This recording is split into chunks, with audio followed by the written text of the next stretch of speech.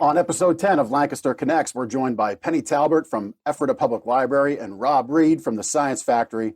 We'll also have our local events rundown, our food truck alert, how you can help your local community, our pet of the week, a local history nugget, and a tip on how to sleep better, your chance to win one of two $25 gift cards to a local Lancaster restaurant. That's all coming up on episode 10 of Lancaster Connects. So how can you support the Lancaster community? That's what this show is all about.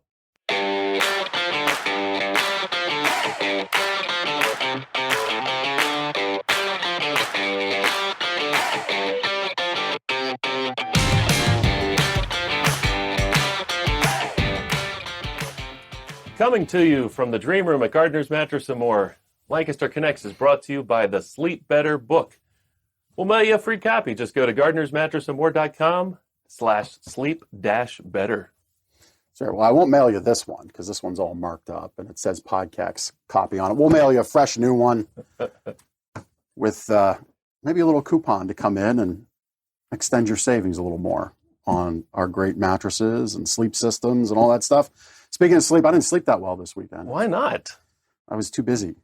Too busy camping. Too busy. Too busy thinking about all the moving parts of the weekend. Mother's Day. It's a soccer game wedged in there to the middle of nowhere. Soccer is one of those sports I just don't understand. I can't get it. I don't know if it's that I don't want to get it. My youngest son loves it, but that's all that matters, you know? Yeah. But there's a ball and there's a goal. You have to get it into the goal. Yeah, and parents get really hype about their little kid getting the little business in the back. Oh, really? They get really, and meanwhile, like I'm a football wrestling guy, you know. Right. Not man underpants and like makeup like WWE, like collegiate wrestling. That wrestling. You know, so getting the business is not a big deal for me, but apparently in soccer it can cause some drama. It's a physical sport though, right? Well, you'd think so. Did anybody get a red card? A parent almost did. A parent got a yellow card. That's awesome. I didn't know that could happen. Not really. Well, that's true. Yeah. Well, I guess it was technically a yellow card for the bench on behalf of the parent. Okay. But yeah, fun stuff. Well, busy is good. Fun stuff. You know, you weren't here though. That's right. We have a great team. We have a great team that can run our store and represent us very well. So yeah. But speaking of a team that can do great things in the store, you've got a guess that we're going to tease this. There was a little moonlight serenade years ago. So I've learned. We'll let Penny fill us in on that from about 17, 18 years ago. I'm not denying that it happened, but I have no recollection of it. But Penny remembers this. Apparently, it's traumatic. Hey, Penny. Hey. How are you? How you doing? Oh, and Penny's good. Thanks for joining us, Penny. Penny's from the Ephrata Public Library. We've got Rob Reed from the Science Factory. Welcome, Rob, to the show. We appreciate you being here, both of you. We've got a rundown of what's going on in and around Lancaster. I spent my first weekend, though, in May. I guess this was our first. Well, no, it wasn't our first full weekend. Well, it was our first full weekend ready to go camping, right? Like where we were like set up. So I got a new seasonal campsite, which means you kind of park your trailer and you just go. And that's like the whole battle with the family is, we just want to go. My son's traipse out. They got pillows and blankets and shoes. It's like, well, we have extra of that. Let's leave it there and go. So the family that owns the campground, the Wood family, they're into Ford cars. They got a bunch of antique cars sitting around. They've really actually got my juices flowing. I'd love to get, I don't think I got a photo of it, but they've got these old F-250 trucks, like from the 70s, which are just very cool looking trucks. Nice. And I'd like to get one. So maybe, we'll see. You called this camping, but it's more glamping. Oh, yeah, totally glamping. I mean, there's my cook station that I set up. I even built it so I don't have to hurt my back bending over the griddle because it's low. Right. I'm 6 foot. It's low. But yeah, we're set up. I have a nice new memory foam mattress in the camper, Very nice. which actually is taking some getting used to. Okay. We talk about Yeah. the break-in period. So I've only really spent 1 or 2 nights on it. Still getting used to it from my really wonderful latex mattress that we have at home. But such as it is, that's the camping trip. It was a lot of fun. That's awesome. And kids can ride the golf cart and have fun with that and go fishing. And Have you done the trail yet? The Appalachian Trail? not done the trail yet. Yep. That's cool. I found the entry though. I found the entry to the trail. That's a start. It's just up the road from our site. So imagine that. It's right there. You got to do that. No excuses. I have to do it. Yep. Now. Yep. So later on this episode, we're going to talk about what's going on in and around Lancaster. We do have a photo contest update. We do have a quick tip on how to sleep better, where the food trucks will be. I don't know if we're going to have that flashing logo that we requested. We should have the woo-woo horn. Yeah. What else do we have, Jeff? How you can help your neighbors by joining the Lancaster Connects community. This is very important to us, so we'll talk about that. Our Pet of the Week segment, Kermit the Dog, not to be confused with his cousin Kermit the Frog. Hi-ho. Look, if you've got your spouse at home, right? I've got a work spouse, and I learned something new I learned something new every day. The singing and now the Kermit noise, that was pretty good. Yep. That was pretty good. So, the funny thing about the Kermit noise is apparently when I raised my voice and so during basketball, I was announcing the players' names. I was like we 6 and 7-year-old boys. We I know announced exactly them. where this is going. So I raised my voice, and apparently I sound like Kermit the Frog when I get loud. Well, at That's any my Kermit rate, voice. you can get all of our hijinks on our podcast show. Remember, this show is also available as a podcast. You can find the links at lancasterconnects.com. Please like and share this video. Leave a comment. Tell a friend about this show. We would greatly appreciate that. There on the screen, you can see the various podcast icons, so it might remind you, oh, yeah, I listened to that one. Search up Lancaster Connects in that one. We'll get you square. So let's bring on our guests. We said hello to them earlier. Maybe we can get the story from Penny. Penny's from the Ephrata Public Library. Penny, and there's Rob. Hey, Rob from the Lancaster Science Factory. Penny, go ahead and tell your story that might have been traumatic, perhaps? Well, it was traumatic, and it was Valentine's Day, I believe, of 2003. Okay. And my husband at the time was my brand new boyfriend. Yep, and Took me to Jason, he was former Gardener's employee. Right, many years ago. That's how me we to met. the mattress store to look at mattresses, and I was greeted by a barbershop quartet that followed me around the store singing to me for Valentine's Day, which was horrifying. Absolutely horrifying. So and apparently I was part of this barbershop quartet, which I was. I was in the Lancaster Red Rose Men's Chorus with my friend Greg Mazurek, and he was the director of the chorus at that time. And I was there with him 1 year, and part and of he his was barbershop my daughter's quartet. music teacher. Yes, that's right. That's right. Oh, So yeah, I knew him from there. many. So yeah, you guys followed me around the store as I ran behind mattresses to hide from the humiliation, because there were a lot of other people in the store at the time who had no idea why I was being followed by men singing love songs to me. So, was there more? So songs? So there was more than one song? It was about 20 minutes. Yeah, it was horrifying. So Rob, poor Rob. Welcome, Rob. You're kind of coming into this conversation like I am. Like this is totally new, some strange information. Yes. So Rob, Rob, do you sing, by the way? No, God, no. Yeah, I mean, I do in my car alone with the radio up, so I don't even hear myself. But I'm known for a couple of rock concerts every now and then, but certainly not in public view, not even in front of my family. But let's set the table here for a second. So, Penny, you said something pretty interesting. You said recently new boyfriend. Is that right? He was my boyfriend, my new boyfriend at the time, brand new. About how many months or weeks prior to Valentine's Day did you guys get together, you folks? In August. It was a couple of months. So 5 or 6 months in. 6 months. So 6 months in, takes you mattress shopping. Yeah. And then says, if we're the not going to mattress dial shopping- up. The mattress shopping Yeah, if was we're just a ploy to get me in the store. Okay. Yeah.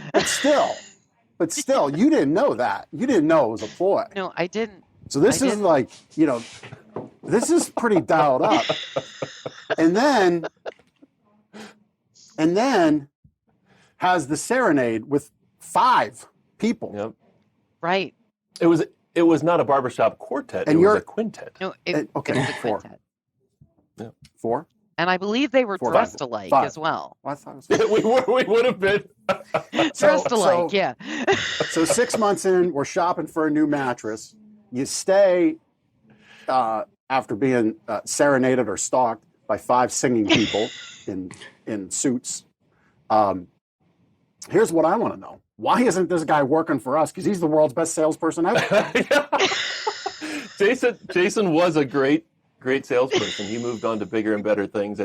He's with what, 4 Seasons Produce now? No, he's with Enersys in Reading. Okay. Yeah. Okay. Yeah. Yeah. But I still have a gardener's mattress. So That's great.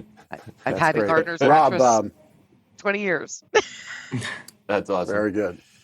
Rob, any romantic happenings like this? Well, maybe not as, but any romantic happenings take place at the Science Factory? No, not particularly at the Science Factory. We're primarily for kids, so not even a lot of dates or anything like that. A lot of parents, a lot of kids running around. Thank goodness for that. No dates with the kids. That's just terrible. Yeah. But hey, that's great. So I'm excited to learn more about Science Factory. Penny, Thanks for sharing the story. this Trip down memory Sure. lane. I was running out of fodder to torment my work spouse with. You have filled the tank. So thank you. Sure. Thank you. All right, well, let's go on. We've got a bunch of local events. We do. And remember that all info and links, I guess we'll even recount the whole quintet singing, Sure. the tomfoolery involved. All info and links on that will be available on the website and via email each week.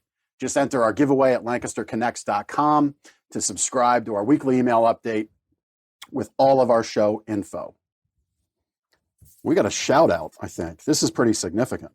Shout out to Lombardo's Italian Restaurant in Lancaster. They're celebrating 75 years of good food and good company. That's incredible. That is incredible. 75 Fellow years. Paisano, I like it. Lombardo's Italian Restaurant. Way to go. I believe it's Frank Lombardo that actually owns that. Or no, I think it is Frank. I don't remember. Well, we know another Frank Lombardo. He's a friend up here in our marketing world. Either way, fellow Lombardo, congratulations. 75 years in Lancaster. Everyone seems to be happy about the news that Masonic Village Farm and Farm Market in Elizabethtown is reopened. So if you're familiar with that, go check that out. They are open for business again. That's wonderful. And we've got 10 local events this week. So Ben, you kick it off and we're going to work through these. Run them. Night at the Mall Sports Edition is Friday, May 14th between 4 and 9 p.m. There's going to be over 15 food trucks there, adult beverage vendors, bounce houses, music from DJ RX and also Nathan Merovich. Over 30 craft vendors will be in attendance. That's just up Route 72 at the Lebanon Valley Mall in Lebanon. More information at facebook.com/foodtruckadventure.lebanon. Or hang on for our food truck roundup. Yeah. So just real quick, I said we're going to run them. So you said adult beverages. So I'm focusing on diet. So I put on a lot of weight last year camping, drinking beer, which drinking beer is like basically drinking a loaf of bread. So I'm not doing the beer anymore, but whiskey is actually like keto friendly. And I like to taste multiple whiskeys and try. So I had a bottle with maybe, that much left in it. And camping, you don't want to use a lot of water because you have to, it's on your mind, in the glamping mindset of things, we've got bathroom and all that stuff right in the trailer, but you got to get the tanks pumped out. And my idea of relaxation is not managing the tanks. Right. And I'm not going to get any more grosser than that. It's the tanks. There's people that like they get into this and they tow the tank dropout with their little blue carts around. And they dump it themselves. I can pay $100 for the season and have somebody else handle it. But I'm aware of the water. Yeah. So I don't want to do dishes. So I take this bottle out. I'm going around. Well, wouldn't you know it? The owner of the campground comes around and says, "Hey, just a reminder there, Jeff. No open bottles." So, like the first interaction with the owner, who's really cool, but the first interaction with him at my campsite, there's Jeff with a bottle just swigging away, by himself, no less. My family wasn't up there yet. I'd gone up to get some last minute things done. So anyway, you've got your picture is now on the wall. Yeah. Watch out for Drunky McDrunkface at 71. Anyway, Spring Fling at the Willow Valley Golf Course, Saturday, May 15th. Kick off the 2021 entertainment season, right, with live music, food trucks, patio bar. Bring your lawn chairs, sit back and relax, listening to the music of Blessing and Fowler in Fast Lane from 12 to 7. It's free. All right, so free event at Spring Fling at the Willow Valley Golf Course, Doubletree Resort by Hilton. That's on 2400 Willow Street Pike, Lancaster, PA. You can get more info on Facebook.com/Doubletree Lancaster. If you want to call and reserve or get a space, more info, call 717-464-2711. From May 13th to May 15th, the Ephrata Public Library is partnering with Pressed Plate for a fundraiser benefiting the Ephrata Community Garden. I bet Penny has something to do with that. She might be able to talk about that. Don't miss this opportunity to give to the community and receive something delicious in return. Make a donation to the garden and get a gift card from the Pressed Plate. More info at Ephrata Public and at the Pressed Plate on Facebook. Jake Joyce Band at the Beer Garden at Phantom Power. Phantom Power has a regular spot here. It seems like they do a lot of cool events. May 14th, 6 o'clock. Enjoy an evening of Americana-infused rock and roll with the Jake Joyce Band, Phantom Power, 121 Frederick Street, Millersville. There's a car, truck, and bike show and run. I've got 3 of those. 3. I got a car, I got a truck, and I got a bike. And legs to run. I got bad legs. My mama said I had magic legs. So it's the first ever fundraiser for Team Jennifer Cahill Charities. It is Saturday, May 15th from 8 a.m. on. They got food trucks, raffles, classic cars, trucks and bikes, raffles, auctions, live music, 3 different bands, easily amused buckskin whiskey. That's up your alley, maybe. Mm-hmm. Dirt Road Redemption, plus a DJ, craft fair. Again, 8 a.m. to about probably 1:30 p.m. It's a free car show, which begins at 10 a.m. It looks like $10 for the day, maybe to do everything. Kids under 12 are free. It's at the Reinhold Fire Company, which is 138 West Main Street in Reinholds. You can get more information at facebook.com/Team Jennifer Cahill Charities. I always chuckle at the under 12 free in my family. Right. Because my kid, he eats like an adult. Right. He's now as tall as me, Aiden. Oh, is he really? He is as tall as me, and he's 13. Oh, man. So anyway, May 15th, 11 to 3, come out to Charlie's Crusaders Rescue Meet and Greet. Charlie's Crusaders is a volunteer nonprofit organization dedicated to rescuing dogs who are abandoned, homeless, or neglected and have been passed on by time and again, living months, even sometimes years in a shelter, which is just terrible. You guys listening, if you're our fans, know near and dear to my heart, and by extension, Ben, we have a fondness for shelter dogs. Representatives from the group will have adoptable animals available for you to meet, as well as items available for sale to benefit their rescue, located at that fish place, that pet place, 237 Centerville Road, Lancaster, PA. Live on the Rooftop, featuring Hal Train, is May 15th between 6 and 8 o'clock. Hal Train is a rowdy, unbridled, altogether good time that will leave the soles of your feet singing a tune of their own. Free for ages 21 and over, and that's at Tellus 360, which is at 24 East King Street in Lancaster. I was so interested in that one. I was looking right at the notes. I think you looked at me for some feedback, but I didn't have it. Sorry to leave you hanging.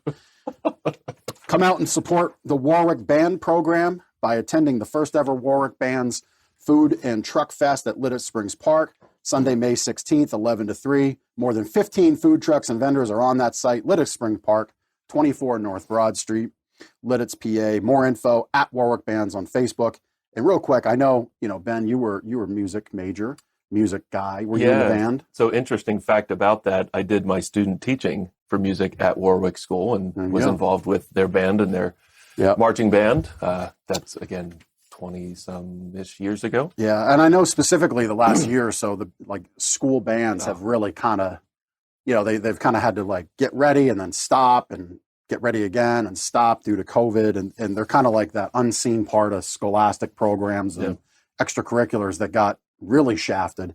I know personally, my oldest boy, his girlfriend at the time, I watched her prepare, and it was sad to see. So if you can go out and support them, I'm sure they would love it. These kids put in a lot of work, a lot of effort. Maybe it's not exactly your thing, but look, you get outside. It's centrally located. Go check it out. CASA's 11th annual Heroes Gala and Benefit. Okay, CASA is court-appointed special advocate who are volunteers who stand up for abused and neglected children. Tables are on sale now for their September 11th fundraising event. This year's theme is 80s prom. All right. I think everybody's kind of hearkening back to the 80s. I like it. So find your most tubular outfit and get ready for a righteous party. Right on. A radical dude. Located at the Lancaster Marriott at Penn Square, 25 South Queen Street, Lancaster, PA. More info at casalancaster.org. Can you imagine the hair? I can imagine that. Listen, there's two artists out right now that you think I wouldn't listen to. Okay. The Weeknd. Okay, yeah. That was in my head that you were going to say that. Seriously? It was. It was. Work styles. The only reason I know them is from the Super Bowl. Okay. Him. Whatever. Yep. And Dua Lipa. And they both have songs. I don't know. They both have songs that kind of sound like the 80s. Okay. And I like it. Anyway, you got the wrap up on the events. The Ephrata Public Library, which will lead into our guest, Penny. They have daily events at the Ephrata Public Library. Our guest, Penny, will tell us all about them. Of course, you can get more info at ephratapubliclibrary.org. Yep. And again, I know we ran through a lot there for you, gave you a lot of dates, a lot of contact information. Don't worry, don't stress. Lancaster Connects is here to help you connect to the community. So all info, all links available on the website and via email each week. Just enter our giveaway at lancasterconnects.com to subscribe to our weekly email update with all of our show info. Remember, this show is available as a podcast, and you can find all of those podcast links at lancasterconnects.com. And we'd greatly appreciate it. Please don't forget, like and share this video, leave a comment, and tell a friend about this show. Guests, any of those events sound good to you? Well, of course. Yeah. They all sound great. Which one? Well, I'm definitely going to buy some, make a donation to the community garden so I can get some free gift cards from the press plate for the library, because that place is amazing. Very good. Very good. How about you, Rob?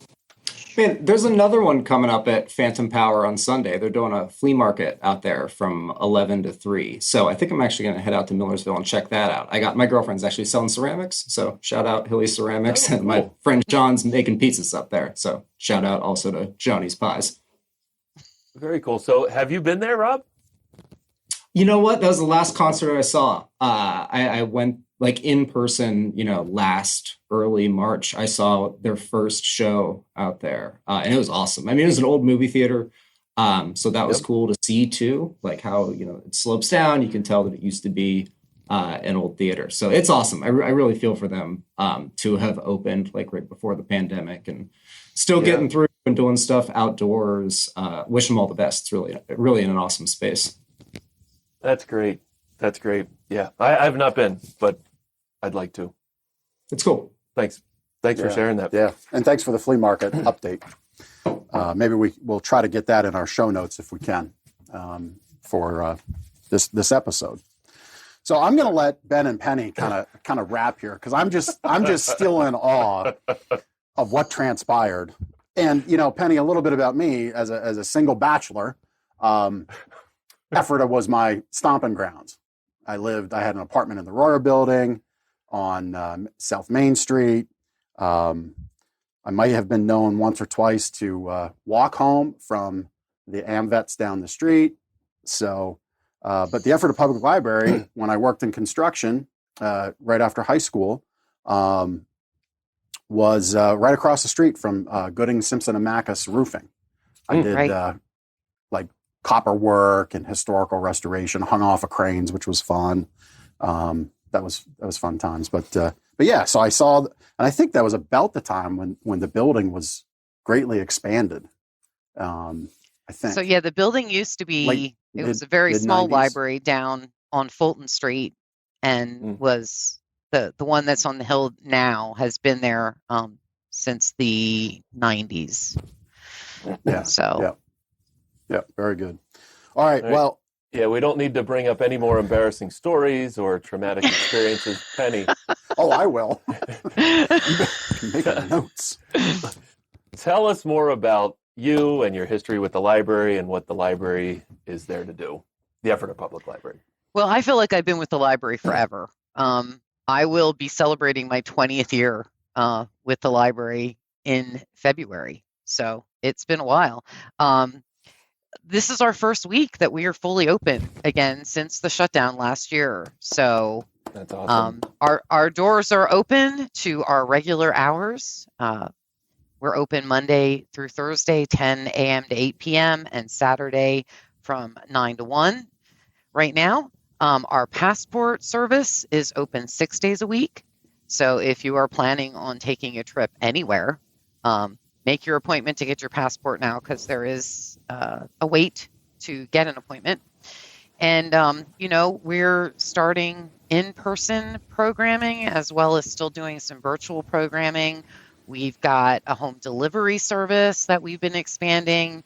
We're also continuing with contactless locker service for folks that just aren't quite ready to come into the building yet and look for books. We'll pick them out for you, and you can pick them up in our lockers.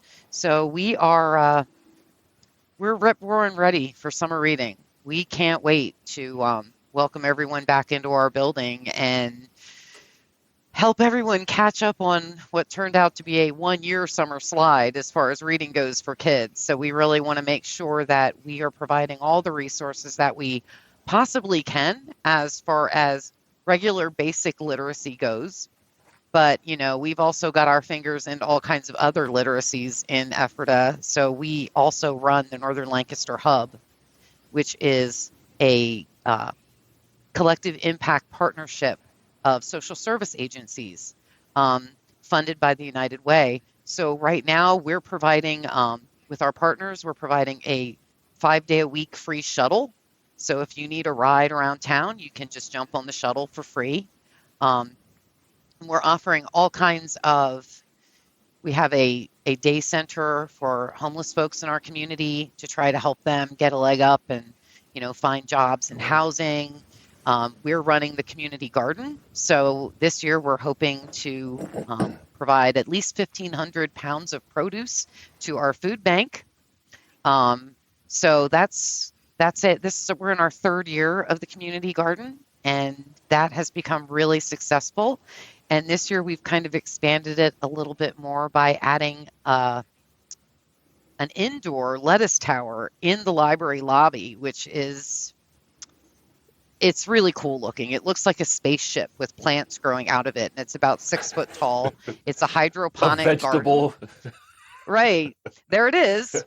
There's a photo of it right there, but it's now like grown way out beyond the lights. So we're harvesting there as well. And all the food that we raise goes either to the food bank or to our cooking courses at the library, because we found that as we started growing some vegetables, people were like, what's kohlrabi?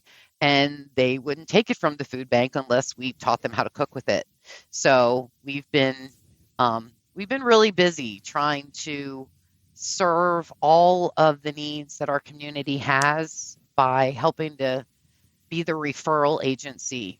So we're not actually doing any of that social service work, but when people need those things, they come to the library, and then we can refer them to the best partner. And it's really saving all of us a lot of time doing it that way. So yeah, we're real busy at the library and doing lots of things that libraries wouldn't necessarily expect. Yeah, that's interesting. Like as a kid, the library was a place where you went with your parents to get a book, maybe play Oregon Trail on the Right. old school Mac that's there. But you've obviously seen things change over the years, and these programs are just amazing. That I never thought that a public library would offer those types of services. Right. We have our own esports league. And we have kids that are practicing every week. A lot of schools and universities have them, but public libraries don't really have them. So we have this esports league, which is really unique because a lot of the kids in it are homeschoolers, and there aren't a lot of homeschooling esports leagues out there. So it's a nice option for us. That's a photo of the shuttle where you can jump on and grab a ride. But also one of the really cool things that we're going to be adding in the next couple of weeks is something that we're calling the Talk Tank. And it looks like a phone booth. It's soundproof with its own ventilation system. And if someone is in crisis, they can go into the Talk Tank and be automatically connected to a therapist at Wellspan Philhaven to do crisis counseling and getting them help. Wow. So wow. if there is anyone in the community that is feeling helpless and hopeless and doesn't have a place to turn, they can come to the library and go in the soundproof booth and get help immediately. And we're hoping it could really make a difference because we are seeing a lot of mental health issues surrounding the pandemic and just life in general. So this is a way that we thought we could bring such an important resource right to the lobby of the library. So that's something we're incredibly proud of. And we believe there isn't anything like this. Like we created the idea of doing this. So we're hoping that it'll kind of catch on. That is very, very cool sad that it exists, but tremendous kudos to you and the team there at the library to come up with that. It's interesting because like I said, I was living in the area when the library was built, when it was planned. And I think generally, if I had to sum up the sentiment at the time, it was skepticism. People didn't really kind of get the vision of it. Right. But boy, 25, 27 years later, holy cow. And the garden, am I correct? That's right there on the property. Is that right? So we have like a small teaching garden on the property, and then the big community garden is across the street at the Haller property. So people within Ephrata they can also rent spots in the community garden and donate some of their produce that they grow as well. So the whole idea is, we need to all support each other, and we need to surround people who are having problems with all the resources and the solutions that they need. But it can't just be one person. We have to do this together as a community in order to make that real change long lasting. And in reality, all of these things are literacies that that libraries in Pennsylvania teach. We talk about financial literacy and health literacy and civic and social literacy. Libraries aren't just about books, and I think this is a great way to illustrate that. So how are you doing right now coming out of COVID? What are some of the things that you're doing and offering to the community? Yeah, right? Yeah, it's been rough. And I'll tell you, one of the reasons it's been rough is because a lot of people think that libraries are taxpayer funded, that they're 100% taxpayer funded, and that's just not the case. So in my case, we have to raise about 65 or 70% of our budget, which is about $1 million. So it's a lot of money that we have to raise. For Ephrata, a big chunk of that came from income from the passport office, which has been closed because they weren't issuing passports. So it has been a struggle. We've been lucky that we were able to get a PPP loan and, get some grants from CARES money that was out there. But we need to be really careful and thoughtful about, how we move forward to make sure that we continue to have enough funding to keep these great projects that we've been working on. So, it's been rough with COVID, but I know that the people in the Ephrata community use this library so heavily, and they value it. So I'm sure we're going to find a solution. Yeah, that's interesting here. I'm not ashamed to admit it. I'm one of those folks that thought public libraries were fully funded. No. Shame on me. So no, not at all. We'll address that a little later in the show, I think. But so the esports thing kind of piqued my interest because my youngest son is both of them play computer games like crazy. But and we try to limit that. That's why we're doing the camping, to get family together outdoors and unplug, right? But a lot of folks, I think, especially like maybe my grandparents and my parents, they kind of look down at the computer game stuff. But I mean, the reality is computers are here to stay. It's very much a part of our society anymore, very much a part of any career. I mean, if you have a plumber come to your home and they're working for any kind of sizable company, like Holler isn't necessarily plumbing, although they do plumbing. I think they're more HVAC focused. Their techs are coming. They've got a tablet. They're having to punch through and update the job orders, order the parts, all this stuff. So computers are very much a part. But talk about the esports league. What like some people might not even understand what that is. Well, basically, these kids, it's not just that they get together and play video games. They actually run their team.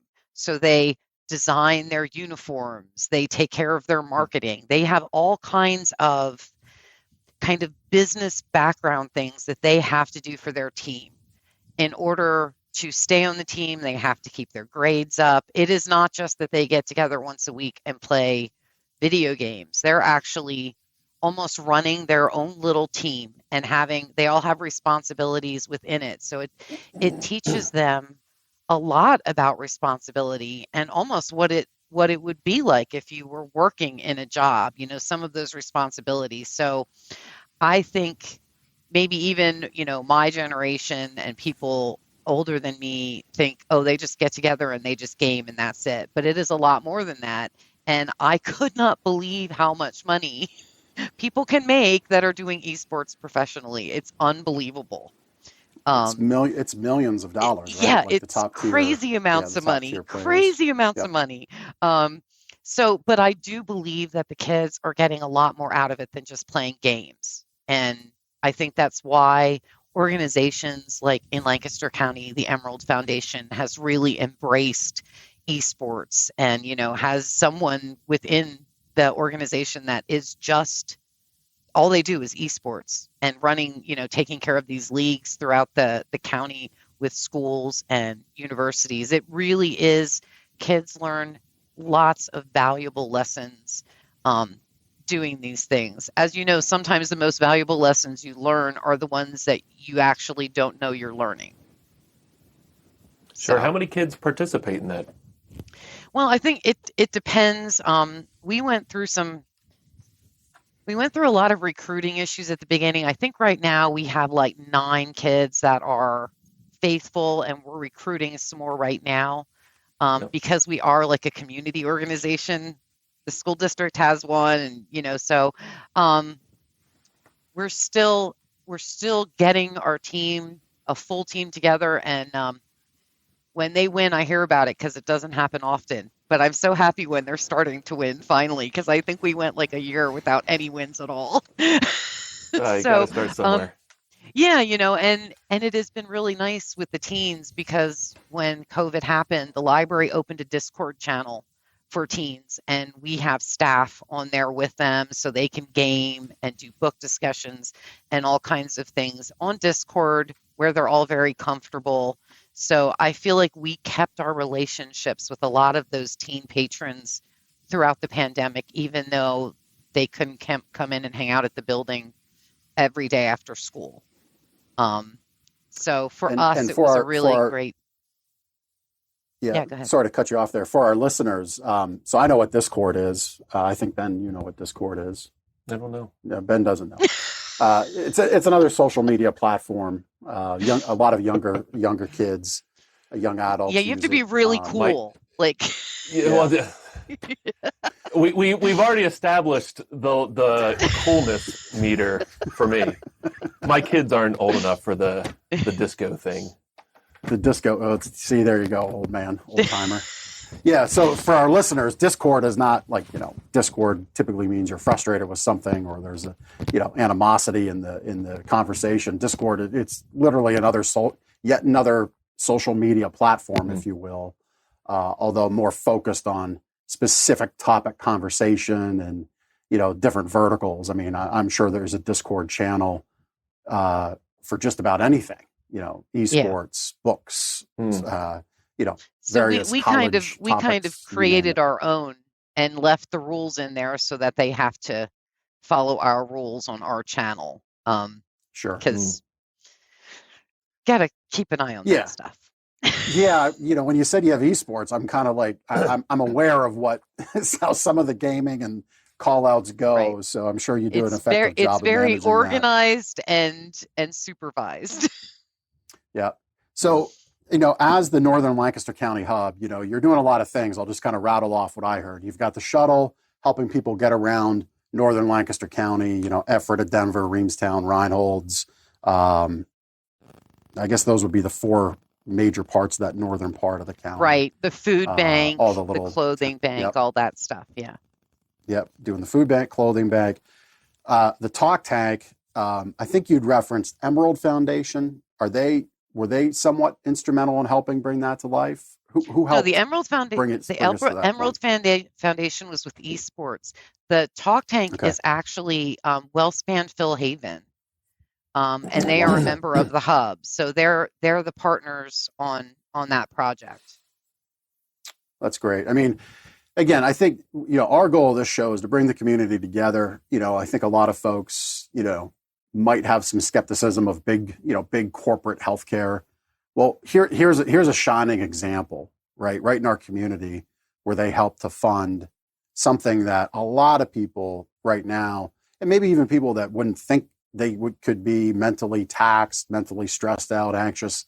I mean, the last 15 months for some folks have just been, a marathon that they don't want to run, that they didn't want to be a part of. Nobody wanted to be a part of it, but some were more equipped, better able to handle the last 15 months than others. And I think for our community, there's a great level of mutual respect that needs to exist to understand that. And the talk tank thing is really great that they can so that's free. Is that what I'm understanding? You can come in and just phone a friend, literally. Right. And I'll tell you, the whole idea behind that came as a result of a community crisis where a young person at the high school committed suicide, and my library was full of teenagers that were just besides themselves crying, and we didn't feel like we had the resources to deal with that. And this ultimately 4 years later is the result of kind of brainstorming about how do we deal with situations like that in a community when we are definitely in need of mental health assistance and there's none to be had. So we thought this would be a really good way. I mean, it's not something you're going to go there every week for counseling, for a regular counseling session. But if you are in crisis, this is a place where you can go that we can take care of you. Yeah. How would people know that this exists? So it is right in the lobby. There's film on the window, so no one can see when you go inside. But it's right in the lobby. You go right inside, and it connects you with on video with someone from Wellspan Phil Haven. So we've just started advertising it. We'll be promoting it within the community. But I have learned over the years that things like this, the people that need them, find them. Yeah. There's we'll enough people in the community that know, there's enough people that know it's there. And when the opportunity is needed, there's someone there to refer them. So we're hoping that word of mouth works for this. Yeah. Well, part of what we do with the show is we clip out, your interview. We'll clip out Rob's interview, clip out some other fun stuff and hijinks. But all jokes aside, what we'll do, production team. We've got a production team. They're really great. Get Super Serial, Simon and Billy. We'll just make a mental note here. Let's really make sure we clip this out specifically about the talk tank, and we'll throw some ad dollars behind it on Facebook to help spread the word as well, and get that out for sure. Yeah, I think this stuff is really important for our community. It is. My oldest son had in his high school just a couple weeks back, I guess 3 weeks ago, one of his peers committed suicide as well. And I'm looking at a Snapchat, and you'd think here's a very happy, well-adjusted child, and just not the case. So, at any rate, kudos to you, the public library. As we wrap up our time with you, what can the community do to support Ephrata Public Library? We're always looking for donations. Right now, we're not taking a lot of volunteers because we got some capacity limits that we can't fit so many people in the building. But, use your public library. Get to find out what resources are there, because there are so many things that I think people spend money for that they wouldn't have to. They can download books for free from the library. They can stream movies from the library with their card for free. They can learn new languages from the library. So get to know what resources are offered. There is literally something there for everyone if you just look. And if you can't find it, give me a call and I'll find it for you. There you go. Well, I kind of alluded to this a little earlier. Again, I readily admit I felt public library funded. So what we're going to do every week, we do a little donation to charities that come on, organizations. So we're going to donate $125 as well to Ephrata Public Library. Okay, kind of do a little kickoff of generosity here through our channel, Lancaster Connects. So we'll do that. We're happy to do it. Thanks for all the great stuff you do. We're going to roll into some of the next parts of the show. Rob, we're going to get you on here momentarily. Poor Rob is like, he got tossed in last minute. He's wondering what in the world he got himself into. But Rob's got some great stuff from the Science Factory. So Rob will be with you just in a moment here. And then we're going to highlight some food trucks, all right? So maybe you can start to think about food trucks, Rob and Penny, and we'll get your feedback there. But on our photo contest, we haven't gotten traction with our photo contest. That's all right. We do a lot of things here that, sometimes we hit home runs, sometimes we hit singles, sometimes we strike out. We're going to put photo contest back on the on deck circle. How was that for baseball? Yeah, I love it. Ben's a big baseball guy. Yep. We haven't gotten traction though with the photo contest. We had some really great ones. I believe those were from Mike Acanero. Those first two, and we had one from Sarah Reynolds. There's Sarah's photo. So we're going to give a pillow to both of them. That was the prize. We're just going to give a custom-made, custom-fit pillow to the both of them. Mike and Sarah, we'll follow up with you directly, and we'll put that on the back burner for now. And, we're just happy that we get to have guests. And there's my photo of, that's actually the smart Alec Amish kid. That's him? That gives me a headache every time I come. But anyway. Oh, Eli. Yeah. At any rate, we'll give them the pillows and that's that. All right. You've got a sleep better tip. I do. So from the Sleep Better book, all right, this is on page 24. Poor sleep equals risk for increased blood sugar levels. And really, this causes a chain reaction. Lack of proper sleep can affect your blood glucose control and vice versa. Blood glucose can control and affect your sleep, and it is a vicious cycle if it's out of whack. Diabetes can cause severe health complications, kidney failure, heart disease, amputations, blindness, cardiovascular disease, and nerve damage. So, we talked a little bit about the sleep triangle. You've got diet, you've got exercise, and you've got sleep. And right now, obviously, with COVID as a thing out there, you can help boost your natural immune system by sleeping better. And we're really here to help with that. Right now, we've actually got really great savings events coming up with Memorial Day right around the corner. The vendors roll that out about now. So there's no reason to wait till Memorial Day weekend. Please spend time with your family. Come see us sooner than later. As a little side note on sooner than later, as a consumer, you're probably aware of all the price constraints that are going on out there. Supply chain is all upside down. We're a no pressure, no hassle type of environment. Tons of reviews to that effect. But what I will tell you unequivocally is, we are at a point where week over week, our prices are changing. And for us to deliver the same experience and level of service, keep the great staff that we have, sometimes prices do need to go up. So if now's the time for a bed, if you've been thinking about it, it's a good time to visit. I wouldn't wait. I wouldn't put it off. Literally, if we give you a quote, we're going to tell you it's good for 10 days, 10 working days, because things are really crazy right now. And we're trying to absorb as much of that as we can. But we have not been immune to any of the pricing constraints and, logistical issues that have come along with the last 15 months. So it's not quite lumber pricing. It's not quite, actually, I took a photo of a gold truck this morning on the way here. Oh, yeah. You know what a gold truck is? It's a pile truck of full lumber. of lumber. Yeah. At any rate, if now's the time, we'd love to help you. And you can start that journey by getting our book. You get your free copy of Sleep Better from Gardner's Mattress and More. We'll mail you a free copy. You just go to gardnersmattressandmore.com/sleep-better. Takes you right to the page. Fill out your information. We'll actually mail you a fresh, non-marked up, nice and clean copy for yourself.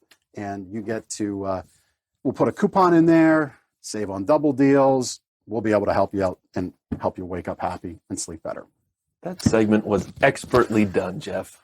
Well, I like to think of myself as that. It's not quite singing, but hey, Maybe I should sing the food truck alert. No, I'm not doing that. All right. There it is. Yes.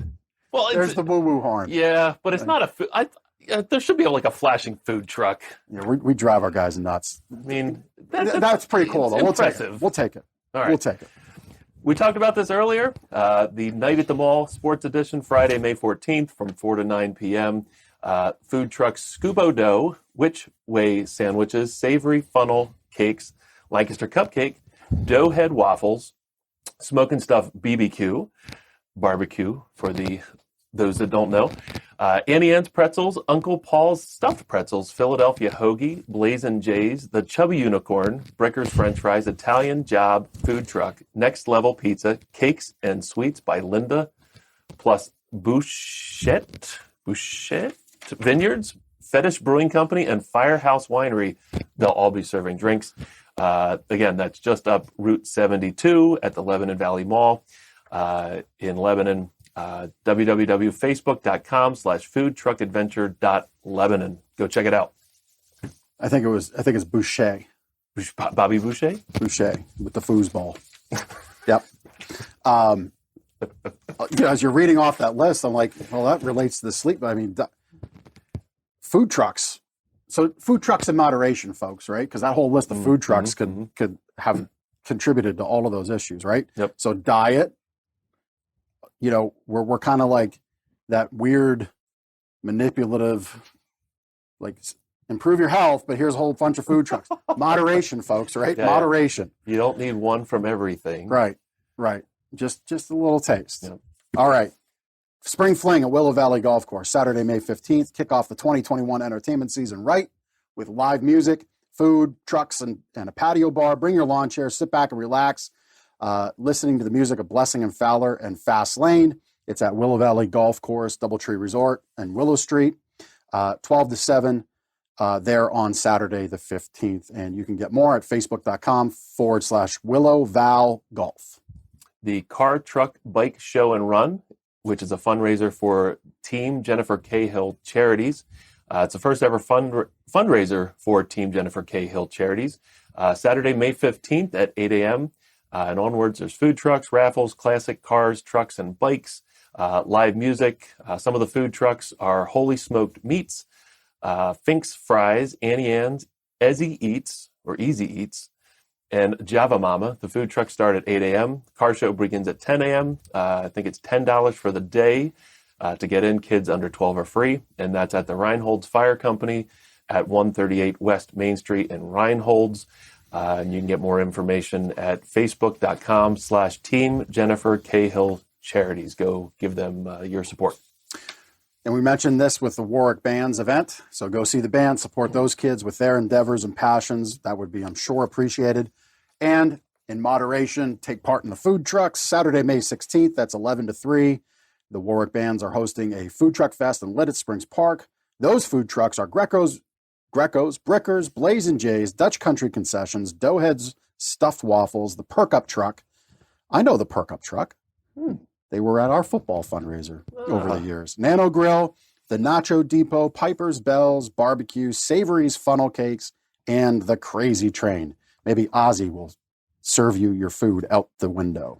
We'll see. He's not going to do it. 24 North Broad Street, Lititz Springs Park. That's where they will be. Well done. Yep. All right. So our viewers want to know where the food trucks are each week. So if you own a food truck, we want to hear from you. We'll tell our viewers where you'll be and when you'll be where you'll be so that they can support you. Fill out the contact form at lancasterconnects.com and tell us where you'll be and when. Be sure to tell us about your food so we can have people desperate to grab your food.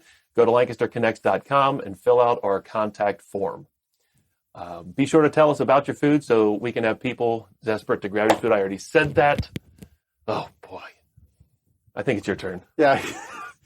Ben's still learning the teleprompter.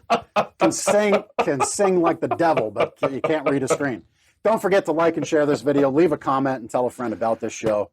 Remember, this show is also available as a podcast. Find the links at lancasterconnects.com. So, Rob, we've any of those food trucks sound interesting to you? I try to stay away from them carbohydrates myself, but Blazing Jays, I got to do a cheat day one of these days. I heard it's awesome. There you go. And also I heard you guys mention Fetish Brewery. They've also always been big supporters of the Science Factory, providing beer for events and stuff. And nice. Their owner, Mike Simpson's a great guy too. So yeah, definitely, they're awesome. Very cool. Penny, your favorite food truck? I'm a big fan of Lickety Split because I like ice cream. Yeah. It's a good food truck. I do too. Yeah. Do you ever have food trucks at the library? We do. And we also have food trucks at Ephrata Brewfest, which the library helps to run. Cool. And also concerts by the creek. We run that as well. And that we also have food trucks. So yeah, I have a need every once in a while for them. All right. Well, keep us informed as to when those events are and what you've got going on. We'll definitely share them on here. Yeah. All right, Rob, stay tuned. I got one history nugget, and then we're bringing you on to talk about the Science Factory. But I think when you said Fetish Brewing Company donates beer, they don't give it to the kids. Oh, yeah. No. Okay, very good. No, for just want to make sure. Yeah. All right. So our local history nugget, provided by a friend of the show, Benton Weber, who is a liaison for the Lancaster Township Historical Commission. He has given us this nugget, part of his Then and Now series. There was an uncomfortable event in our city's development when government intentions disrupted the rest of its own honored founders near the southeast corner of Prince and Chestnut, which was the site of the Moravian Cemetery, the resting place for hundreds of early settlers. Significant contributors and unheralded citizens became the target for a new government building as early as 1888. It took nearly 2 decades for all the decisions to be made and the courts to agree, but the bodies that were interned there were eventually removed from that cemetery and placed in another cemetery, Greenwood Cemetery. One news article from January 20th, 1920 says upwards of 800 were interned at the cemetery, but as many were buried between 1750 and 1800. Little or nothing is to be found in the graves. Of the total number, no fewer than 554 of those were children under 12 years of age.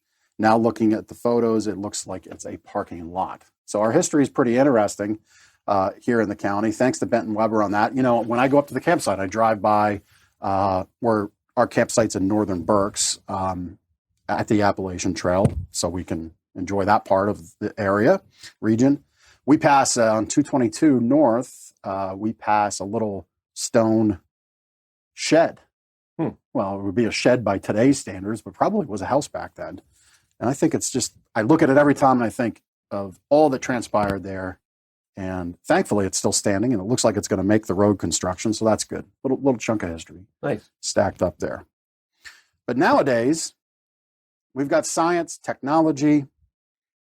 Rob, you're going to have to help me out with the E is in STEM. Oh, sure. Engineering. But, there we go. Engineering and mathematics.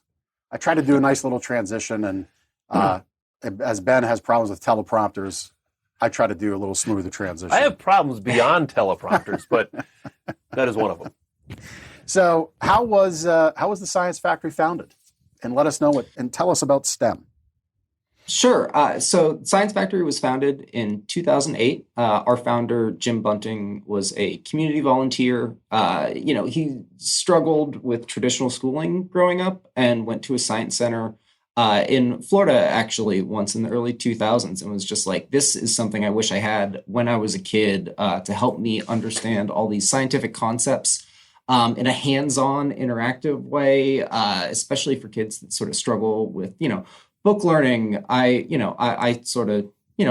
pretty good in just regular school, but I know so many kids just like hate it. And then you sit there and you have to learn things to standards. So what we really try to do is integrated STEM learning, not really separating out the science from the engineering or the math, but all these things together. So our organization was founded right here in downtown Lancaster, PA in 2008. And we've been growing slowly but surely for the past 13 years. We actually did a major expansion at the beginning of 2019. We grew our space by about 30% on the inside. We added a second classroom, our makerspace, which you could see in that last picture there. That's actually the Sky Bridge that's coming hopefully next year or the year after. But we do a lot. And also, as mentioned, we're a nonprofit. Just like Penny, about half of our income comes from paid revenue, paid admissions, and about half of it comes from fundraised dollars, from grants, from individual donations. And all of those things go towards making us accessible to everybody in the community. I won't go through every single access program, but I can tell you there's a lot. For anything where there's a paid component, we also offer scholarships. So for our summer camps coming up, we've got 20 weeks of hands-on summer STEM camps. We do have need-based scholarships available for every single one of those. So, if you're a family that, couldn't afford to send your kid to camp, you absolutely can still come for free to the Science Factory. Another thing that the Ephrata Public Library offers is you can go there or to any public library in Lancaster County and borrow a free family pass to the Science Factory. We are free to the public. Oh, go ahead. I said, wow, that's great. Yeah, we have about 1,400 people come every year through the Public Library Pass program. So it's super popular. A lot of the libraries have wait lists for them. And I know a lot of local museums do stuff like that. So if you've never checked that out and you're looking for something to do with your family, that's something else you can do at your libraries. We're free to everyone on the first Friday of the month from 5 to 8. Low income families, if you have an EBT SNAP card, you can show that at the front door and get free admission for yourself and up to 5 guests. We are free for all schools in the school district of Lancaster. They can come on free field trips here. We also provide free transportation for them. We're free to all youth-serving nonprofits in Lancaster County. So Boys and Girls Club, YWCA, YMCA, if any of those organizations want to come here on field trips, they can always come for free. We do free pre-K programs 4 times a month here at the Science Factory. We have a coding club for girls aged 8 to 13.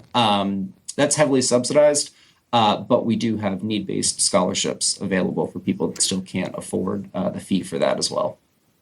Yeah, Rob, so the various scholarships, how would a family, how would a parent go about getting that? What's the process there? Sure.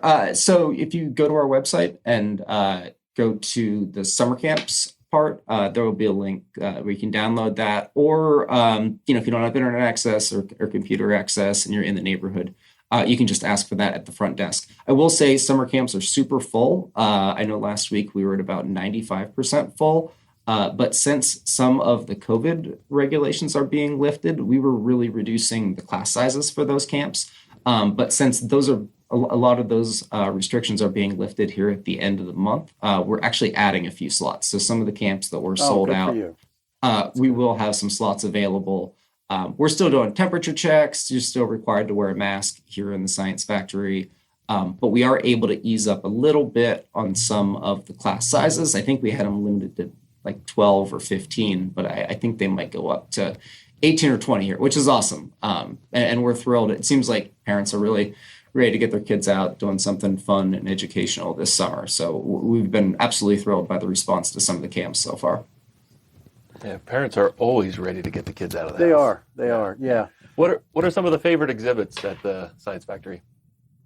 Oh, sure. So we recently expanded our water exhibit. That was a huge one that we completed at the beginning of last year. And so that's a big one. Oh, this one that's actually pictured is awesome. That's my favorite one. That's the topographic sandbox. So funny too, we experimented with like 3 different kinds of sand now it's actually jasmine rice. That's what we determined was the best thing to use. But it's really cool. There's a projector from above. And as you sort of like weave your hands through the sand or rice currently, it sort of changes the topography of it. That's actually an image of an upcoming exhibit that we're fundraising for right now. We're expanding our bubble lab, and there'll be a component where you can lift up this ring, put yourself in a bubble. Solar power flower, that one that's on the screen right now, that's coming soon. We were about to expand into an outdoor space last spring. Last March, we were supposed to break ground. And I think you can imagine what happened with that. We'll be breaking ground next summer now and adding a few brand new exhibits outside just adjacent to the Science Factory. The solar exhibit's one of them. That's one that we designed from scratch with our exhibit partners, a company called Kidsibits out of Minnesota, actually. But we had researched a bunch of other science centers to see what they do with solar power and actually didn't find anything off the shelf that seemed quite cool enough. It seemed like, you adjust these solar panels and, you see something spin or a light bulb lights up. And we just thought that wasn't quite engaging enough. So what we're actually going to do, I thought this was a really creative idea that we came up with, is as you turn it, it'll start playing a piece of music. So if you imagine hearing like a symphony, you might start hearing the strings. And as the power starts to build up, as you optimize how the solar panels are aligned, you'll start to hear different instruments in the symphony. So I thought that was a really cool workaround to make something interactive, teach kids about solar power in kind of a fun, different way. So that's one of the fun challenges of the jobs. I mean, this is a dream job I have here. Well, that's cool. So, Rob, interesting thing. I'm on the topography exhibit. You mentioned jasmine rice. So imagine this, the bigger gregarious guy is going to relate your jasmine rice to the jasmine rice I use when I make hibachi rice on my camp griddle. Jasmine rice is the best rice for that. Oh, neat. It absolutely is bar none the best out of all of the various grains of rice that you could pick from. So that's pretty cool. When you said that, I'm like, oh yeah, jasmine rice. That's what I used to cook. Interesting. Why is that? Is there a scientific component? I think. Well, yeah. So, yes. You could be an exhibit. Yeah. I am an exhibit for sure. I believe what it comes down to. So the real trick with making hibachi rice is to kind of cook it right from its regular state, and then throw it in the refrigerator uncovered for ideally about 10, maybe 12 hours. And you get that moisture then out of it. Because if you cook it with the moisture in, it just turns to mush. So if you go to like a hibachi restaurant, you'll see they bring it out on a plate. Very likely that rice was spread out like on a cookie sheet or other flat device. in a refrigerator to dry out in advance. And then they put the heat on it and put the flavoring in it, things like that. So I guess I'll share my other tip to make it sound really good, to make it taste really good. And that's to use sesame oil. Yeah. Just smells amazing. So it tastes even better. So at any rate, so we talked about how it was founded. We talked about some of the exhibits. In 2020, obviously, you had to pivot. We understand your annual fundraising event had to go virtual. What are the future plans for that event? Sure. So in the past, we had an in-person gala, like, most things that you guys would be familiar with. So it's 21 plus here at the Science Factory in the past. And we would typically invite about 8 different local restaurants to come in and do a sampling of food. We would ask them to do some kind of scientific theme to it. Obviously, doing that last October wasn't an option with the pandemic. So we did a big pivot and we did a virtual science trivia event through Zoom. We actually found a trivia host from Pittsburgh that had been doing these Zoom trivia events that were really awesome. I played a couple and we reached out and said, hey, would you consider doing a science-themed one for us? And it was awesome. It was hugely successful. We had more people participate in that than we normally would at our in-person event. We had about 300 people play. We actually had to cut off registrations because we could only handle 50 breakout rooms for teams in Zoom. Wow. So we had even people on the wait list, which is totally unheard of for our fundraiser. We also raised just about as much money as we normally would through the in-person fundraiser.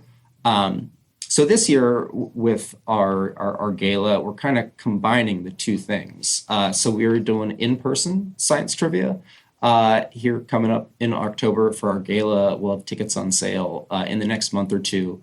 We wanted to be more accessible than our fundraiser has been in the past. So we are lowering the ticket price. I don't know exactly what it's going to be yet, but I think it's going to be $25 or $30. We are going to partner with our neighbors, Frisco's Peruvian Chicken. They're awesome. They're going to do all the food. Sounds awesome. That'll be included. Lancaster homebrewers have been partners of ours. They've done some beer tasting events here. They're going to provide about, at least 10 different beers for sampling during the event. And the idea of still doing it with the science trivia is if there's another COVID peak, we can pretty easily pivot back to the virtual event again. Yeah, very smart. But for now, we're planning on Thursday, October 21st in person here at the Science Factory. Science trivia, get your team together. Let's do it. Lots of prizes. It's going to be fun. Nice. Great. So, you mentioned making the fundraiser a little more accessible with the ticket price. Mm-hmm. One thing we talk about often here through the show, because again, this whole show is about connecting the community. I want you to talk in a second about volunteer opportunities. So if still going to a fundraiser, spending that money to go is not there, but you would go for the time, maybe you can connect with Science Factory by volunteering. So, Rob, are there any ways for people to volunteer? Oh, yeah, absolutely. So before the pandemic, we're a really small team here. We have just 6 full-time staff members right now at the Science Factory. And before the pandemic, we were assisted by over 200 volunteers. And that would be people out on the floor during field trips, helping kids interpret the science behind some of the exhibits, help during our summer camps. We're super reliant on volunteers for the summer camps, for all of our programs. If you're a woman involved in coding, we are always in need of volunteers for our Girls Code Club. Honestly, volunteers really make our Science Center possible. So there's lots going on, lots we can work with people on. Especially even if you work for a STEM business and they're interested in getting involved or some volunteer hours, we can definitely customize something. We actually have a summer camp coming up in partnership with High Steel. They've been, as you can imagine, really great partners with us. We share just a lot of goals for inspiring kids to learn more about STEM topics. So they actually send out about a half dozen employees for a whole week, and they teach a whole summer camp on bridge building here at the Science Factory. They have even taught kids how to weld in the past, which is absolutely incredible to see, them safely teaching a 10-year-old girl how to weld out on our back courtyard. It's awesome. It's just unbelievable seeing how impactful that is with the kids too. I had a parent call me last year and tell me that her son was taking his little welded piece of metal everywhere with them, and they were going out to his guitar lesson, and he's like, "Mom, I got to go back in. I got to get my welded piece so I can take it and show it to my guitar teacher." And it's just super inspiring. Really nothing like anything else available anywhere else around here. And again, that all came through just volunteer opportunities and people from High that wanted to come out and do something for the community. And we developed this whole week-long program with them that they've been running for, I think, 5 or 6 years now. It's just super successful partnership. So lots of opportunities to get creative here at the Science Factory through volunteerism. Yeah, that's very cool. I mean, you touched on something that I'm very big on. You know, the sense of accomplishment a child gets from being hands-on, creating something is just astounding. And it's not a knock on, you know, your traditional book learning. It's just different. And I think today kids respond to seeing something made by their hand, being active, more so than sitting in a classroom, you know, kind of learning how to take a test. So kudos to what you're doing. You know, anybody listening to this, if you're with these STEM companies, please go to your HR department, go to your ownership, go to your manager, and ask the question, "Hey, listen to this interview I did. How can we get involved?" That's why we're doing this show. It's why we're investing to produce this show. I so firmly believe in this. I've gone to my school board and have challenged them to get more involved with the vocational aspect of the campuses that are in the community. You know, you talk about welding. I mean, just a fantastic career that can transcend from body work to bridges to construction, and it's not just a guy's thing. You know, the girls can do it too, and that's great. So on that note, do you ever need wood at all? Because we have like tons of pallets that interesting kind of like grow here. I might have to get back to you offline on that one. We're doing a woodworking summer camp coming up, and very possible. I'll circle back around to you on that one. Cool. Yep. We recycle them now, but I'd rather upcycle them and see the kids make something with them. Yeah, that's awesome.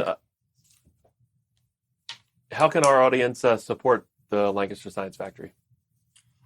So, like I said, tons of volunteer opportunities. And, you know, like I said, we're always in need of funding. You can always donate to the Science Factory. Last year was super tough, as you can imagine. So typically we're about 50-50, what we call earned income, unearned income. And that's essentially paid programs versus donated dollars. Last year, you know, we were closed for a third of the year. We had extremely limited attendance throughout the year, so we really, really had to ramp up all of our fundraising. Thankfully, we have a lot of support and passionate donors in the community, but there's also a lot of people out there that don't realize that the Science Factory even is a nonprofit or what we do in the community. We're actually going to be expanding outreach soon. So very soon, actually now even, we are able to go out for free and put on hands-on educational STEM programs at youth-serving nonprofits and all schools in the school district of Lancaster. So if you work for a youth-serving nonprofit in Lancaster County, we can come out and do free programs, and that's exactly what your donations help support, make possible. If people want to have a conversation about funding a specific program, please reach out to me directly. And like I said, we're fundraising for some new exhibits, the outdoor courtyard coming up next year, and a couple other exhibits. So again, please feel free to reach out to me directly. Well, wonderful. Thanks for sharing all of that. We're going to start off our little call to action of donating. Mm-hmm. We're going to donate $125 as well to the Science Factory. Thank you, guys. So we'll get that started. Hopefully that can go towards putting on a class, We know it's not a lot each time, but we do this consistently each week. Again, our commitment to giving back to our community that supports our business. It's the least that we can do. So I hope Awesome. that pushes something forward there for you. So awesome. Thank you, guys. Rob, Penny, we're going to have you back on to wrap up the show. I want you to think about the biggest failing that education has for kids and where your organizations step in to help. All right. So we're going to get through some other little community events that we can connect people to, and we'll bring you back. All right. So if you've got a worthwhile cause that can make excellent uses of the members of the Lancaster community volunteering their time, that's what our Lancaster Connects community is all about. Whether you have a good cause that needs volunteers or you want to donate your time to help out in the community, we want to hear from you. If you'd like to volunteer your time, enter our free giveaway at lancasterconnects.com and check the box that confirming that you'd like to volunteer.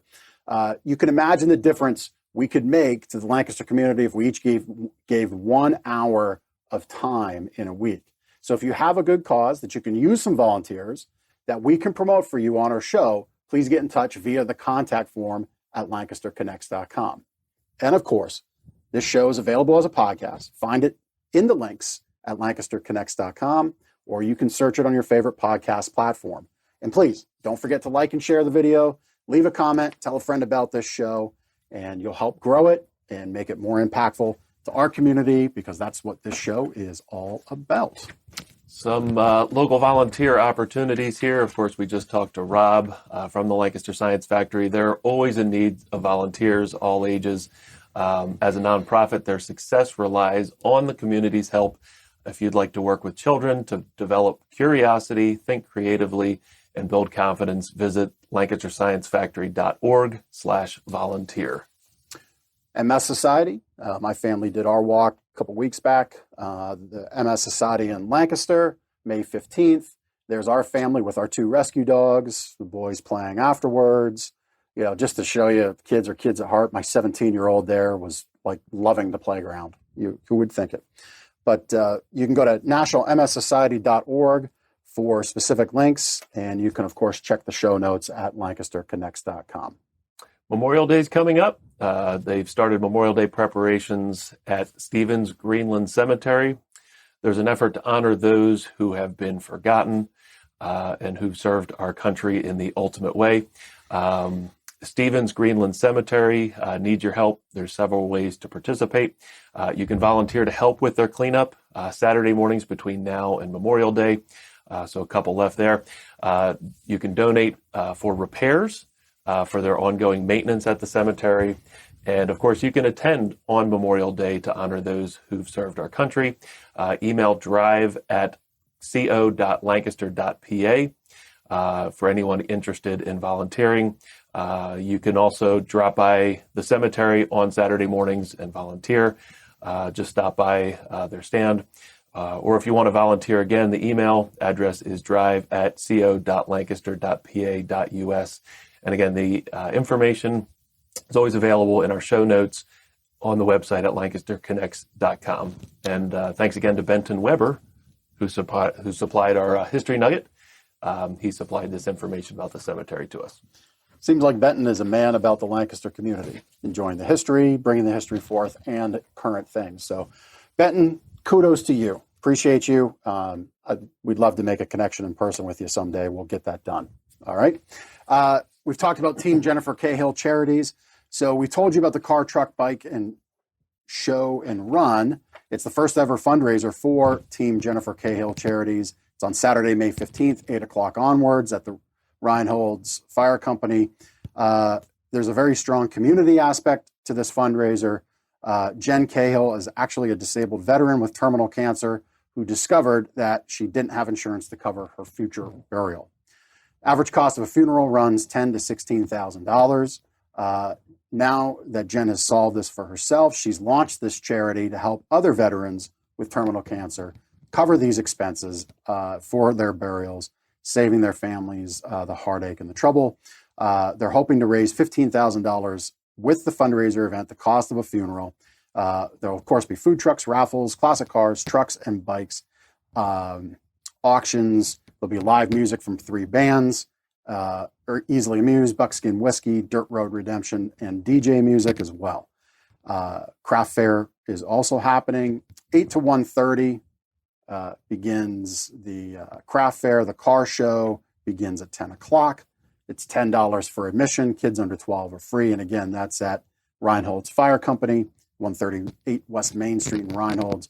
Facebook.com/Team Jennifer Cahill Charities. There's a couple other ways that you might be able to help. The charity is new.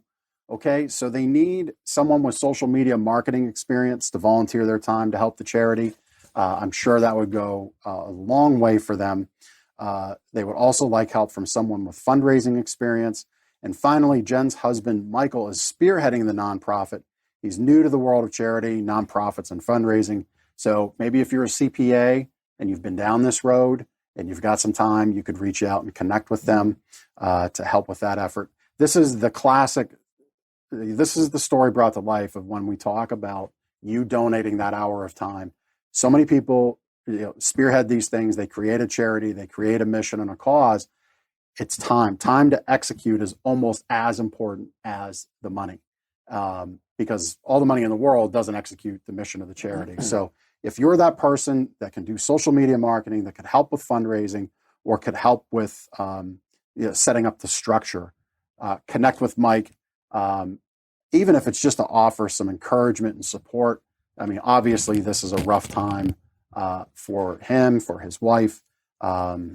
You can reach out to them, 717-371-3035 between 12 and 6 daily. And you can email execdirectortjcc@gmail.com. Again, execdirectortjcc@gmail.com. All these links, all this information will be in the show notes that we send out and on the podcast episode. I'm glad we're able to share stories and opportunities like that. Yeah, yes, for sure. I wish we didn't, but I'm glad we are. Yep. Last but not least, Leeds, Lancaster's Economic Action for Downtown Success. They'll be having their next bank basket hanging in downtown Lancaster on Saturday, May 15th. They are looking for volunteers. Starts at 8:30 on Saturday morning until about 11 a.m. or noon. Donuts and coffee will be available for the volunteers. You can get more information, info@lancasterleeds.org, or go to their Facebook page, facebook.com/LancasterLeeds. And once again, if you have a good cause that we can promote, or you need people to volunteer their time, we'll put that word out for you on our show. Please get in touch with us via the contact form at lancasterconnects.com. This show is, of course, available as a podcast. Find the links at lancasterconnects.com. And don't forget, help us out. Please like and share this video. Subscribe on whatever channel you're listening this to on this podcast. Leave a comment. Tell a friend about the show. And we'd love to be able to show up right there on your phone when the episodes hit every week. So thanks for sharing, because sharing is caring. Wonderful. So we got a pet of the week. Kermit the Frog. We do. Kermit the dog.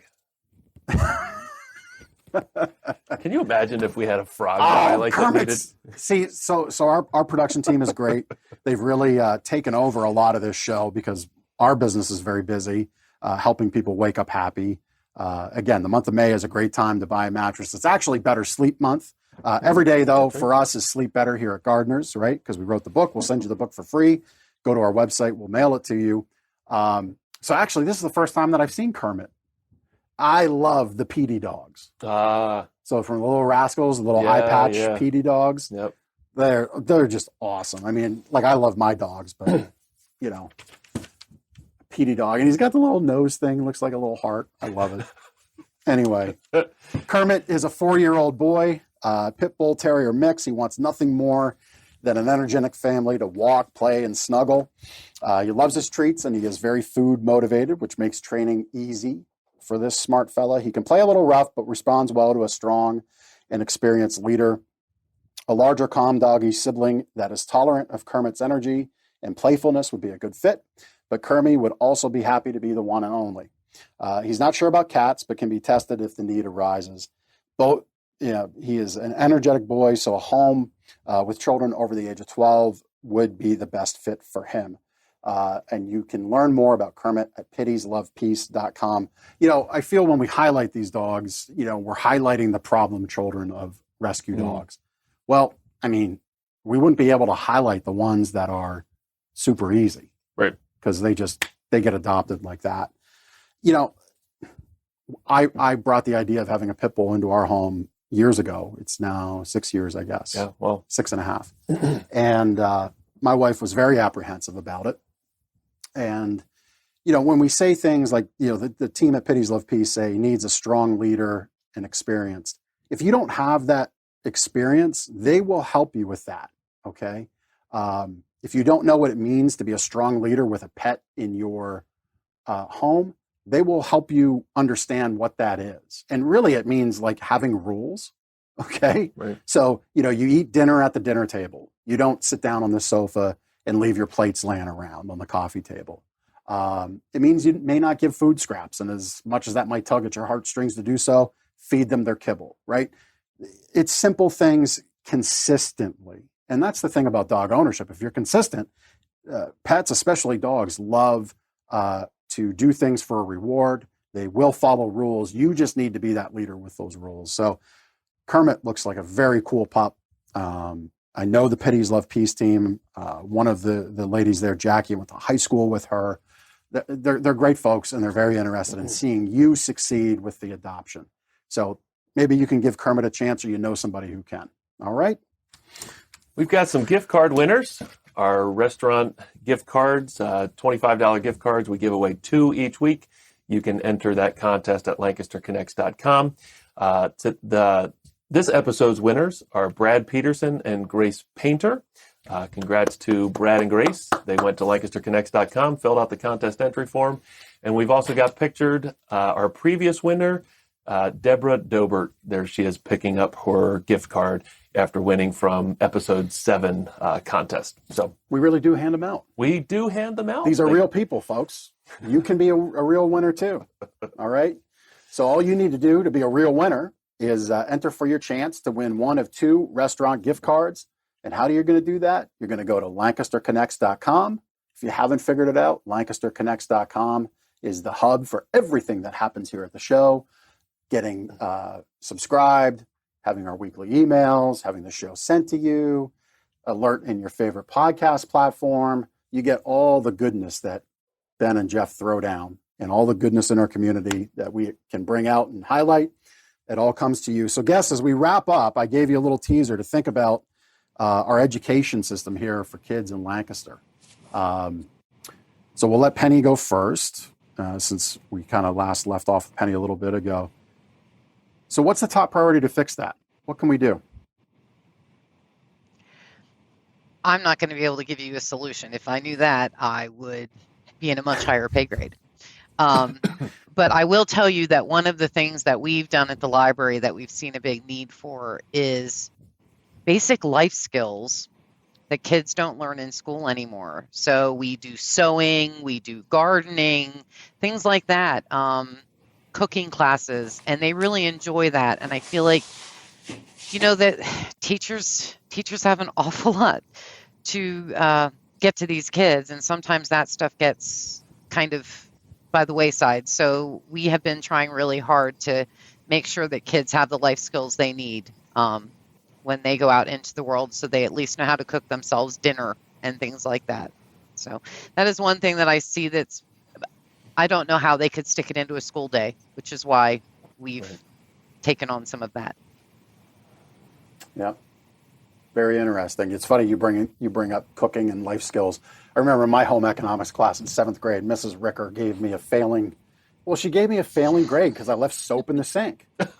And she was a taskmaster for leaving a clean kitchen. And I got a failing grade on the assignment because I left soap in the sink. And now it like sticks with me all the time. You'll never leave soap in the sink again? The sink is clean. There's no little food scraps. There's no ring around the bowl. It's clean. Lesson learned. Rob. Yes, lesson learned. Rob, any lessons from you or any insights from you? I mean, you see how these kids respond. Yeah, I mean, this is another 2-hour 2-hour conversation to talk about fixing kids' education. But I think one thing that we do well and one thing that's really helpful is integrating different topics. So math itself can be really scary and intimidating to kids. But when you are sort of sneaking that in to a project, I feel like kids kind of realize like, oh, wait, there's a real world application to this. So when we're doing 3D printing classes, kids are so excited to do 3D printing and make their little figurine or pencil topper or whatever it is that they're doing, but they're having to calculate dimensions and volume, and it's just inherent in the learning. When I took woodshop in high school and I wanted to build a skateboard ramp, all of a sudden I'm like, geometry is going to be helpful for this. I do need to figure out, a radius or, how that, impacts the transition on something like that. We always deal with STEM versus STEAM. So, do you put the A in there for art? And again, we always find that, that's sort of inherent in there. If you're, again, like taking a woodworking class here, there's artistry involved in that. We have a video game design summer camp. And yes, there's a lot of tech in there.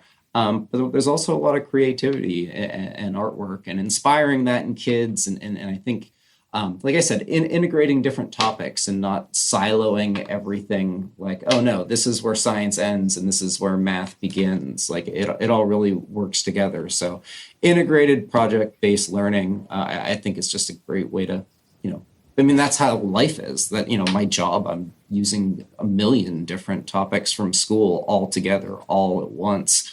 I don't know. I hope that helps. Yeah. Yeah, for sure. I mean, when you added the A in there, where my mind went with it, as you defined art, and it's funny, our production team typed this a note. So our production team and we're now mind melding, which is scary because it's transatlantic, but and here in the States too, because one of them's in England, one of them's in North Carolina. The wonders of virtual work, right? But when you added art in there, to me the equation is STEM equals A. STEM equals art. Because the product, whatever it is, can be beautiful. It is the creation process, which is, I've said to Ben, the thing I love to do is create. Now, I co-own a mattress store, but we create a lot of fun things and we do a lot of neat things that an average small business maybe doesn't do. I'm going to leave it with that because I think, I think together as a conversation, that's where we arrived. I mean, it really can be beautiful and we can help our local children. Our children are our society's really, truly greatest treasure because they're going to be the folks that take care of us when we all get older. So we want them to be successful. We want them to be happy. We want them to carry on a legacy. And if we're not invested in them, we're not really going to go anywhere. So yeah, STEM equals art. I love it. I really like the thought there, Rob. Appreciate what you're doing. Penny, really appreciate what you're doing. Thanks for sharing your embarrassing story. Wasn't mine. It was your embarrassing story. Well, okay. Yeah. Frightening for you, embarrassing for me. Rob, I'll make sure that Ben gets you a song, okay? Oh, yeah. All right. Hey, thanks so much for hanging in here with us. We appreciate it. Great episode. Have a great rest of the week. Thank you, guys. Take care. Thanks.